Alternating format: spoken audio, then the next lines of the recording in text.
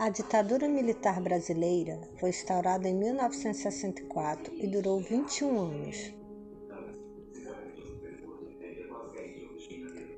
Foi um regime autoritário e nacionalista que derrubou o governo de João Goulart, eleito democraticamente, e também dissolveu o Congresso Nacional e a Liberdade Civil. Foi um período de muita luta e perseguição política. Muitas pessoas foram mortas e desaparecidas e até hoje seus familiares não sabem o que aconteceu com eles. Segundo Faleiros, o golpe de 64 foi uma articulação da hegemonia das classes dominantes burguesas, quando se vê ameaçada por uma contra-hegemonia das classes populares, que passam a se mobilizar, a conquistar direitos e se representar politicamente. Essa reação se deu entre as classes patronais, contra a legalização das leis trabalhistas, e os latifundiários, que não aceitavam a reforma agrária, e a organização conservadora, que defende a família e a corrupção.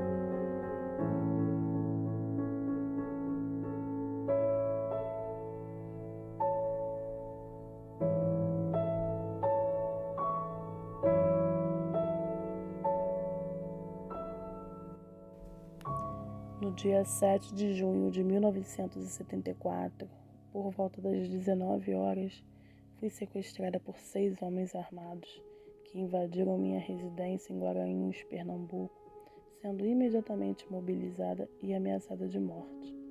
Algemada e encapuzada, fui colocada no piso de um carro e levada para a cela do Destacamento de Operações e de Informação, Centro de Operações de Defesa Interna, DOI-CODE, em Recife, Pernambuco.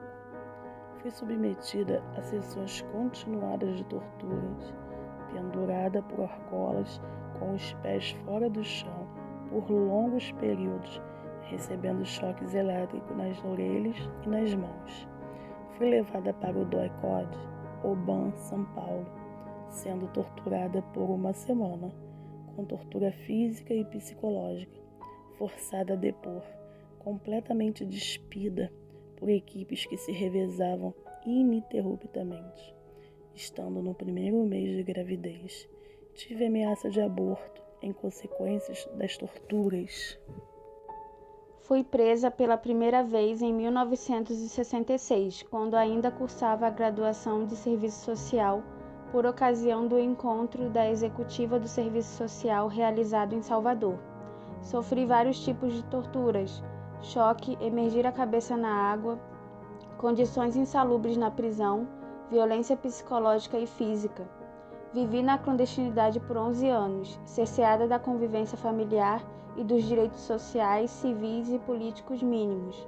Quando me formei, comecei a trabalhar no Serviço Social de Orientação Rural de Alagoas, o SORAL, entidade ligada à igreja que tinha como objetivo orientar os camponeses na formação de seus sindicatos de classe, entre eles a fundação dos sindicatos rurais da União dos Palmares, Porto Calvo, Saúde e outros municípios alagoanos. Já naquela época tinha meus passos vigiados, mas não dedicava muita atenção para esse fato. A gente subestimava muito o inimigo, embora ele estivesse sempre nos vigiando. E foi por consequência dessa subestimação que fui presa pela segunda e última vez, em 6 de janeiro de 1968. Eu ia manter contato com um presidente de sindicato rural para uma reunião em Palmeira dos Índios. Lá me avisaram para voltar para casa porque estavam à minha procura. Mal cheguei a casa, fui sequestrada juntamente com outro trabalhador. Marilda Vilela Yamamoto. Eu fui presa no dia 2 de dezembro de 71 e fiquei presa no DOI-CODE até 4 de fevereiro de 72, ou seja, 2 meses e 2 dias. Eu fiquei por conta do DOI-CODE. Quando eu cheguei, eles não tinham absolutamente nada contra mim. Os 2 primeiros dias foram de interrogatórios subsequentes, 24 horas sem comer, com dificuldade e sem água. Enfim, todo tipo de pressão nos 2 primeiros dias, mas no terceiro dia começaram as torturas. Foi o seguinte: no terceiro dia começaram as torturas físicas e começaram com muita pressão. Me tiraram do quarto mediante agressões físicas, tapas no rosto, me jogaram numa sala com uma máquina de choque, aplicaram choque nos 2 dedos simultaneamente. Tinha um médico ao lado para ver até onde a gente aguentava e rodava a máquina de choque. E eu sei que eu pulava que nem uma bola, assim, literalmente. Eu fui interrogada privilegiadamente pelo capitão Portela, que tinha o codinome de José Joaquim da Silva Xavier. Então, a partir desse momento, foi o período de, eu não sei, uns 15 a 20 dias subsequentes de todo tipo de agressão. Foi choque nos dedos, nas mãos, acariações, e a questão apertou assim do ponto de vista da agressão, com um vínculo com o movimento estudantil de Juiz de Fora. Eu passei uma noite, por exemplo, com um pau de arara armado para escolher o que eu preferia, choque ou pau de arara. Eu sofri muitas agressões. Eu fui inquirida, tiraram a roupa, ameaçaram choque no seio, choque na vagina, agressões do ponto de vista da minha pessoa enquanto mulher. Então a ideia de eu ser pendurada. E as pessoas ameaçavam, por exemplo, se você não quisesse ser pendurada, a gente podia te dar um remedinho e a gente desaparece com você. Então, ameaças assim violentas de morte. É importante resgatar a memória, por mais difícil que seja, porque o inconsciente não tem tempo, as coisas se atualizam, mas eu acho que é importante a gente primeiro atribuir transparência ao que ocorreu no interior da ditadura. É importante abrir os arquivos, é importante que essa história difícil da política brasileira tenha visibilidade, e por isso que eu acho que a gente tem que resgatar a memória, tem que atribuir visibilidade, e não só para esclarecer o passado, mas no compromisso de evitar que as novas gerações tenham consciência dessa história para que isso não se repita. Então, eu acho que é isso, é a responsabilidade política que a gente tem que fazer a denúncia. O livro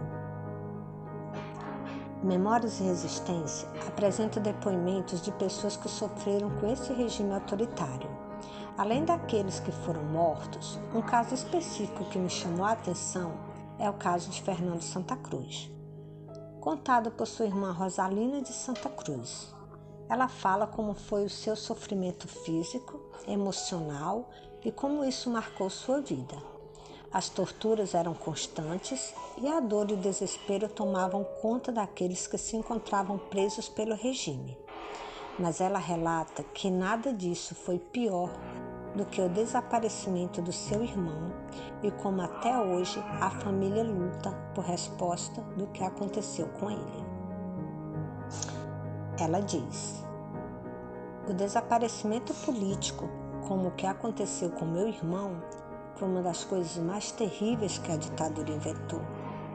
Meu irmão foi preso e todos diziam que não tinha sido. Eu tinha certeza absoluta de que tinha sido preso com um companheiro. Estão os dois desaparecidos até hoje. Não sabemos onde e em que circunstância ele foi morto e seu corpo ocultado.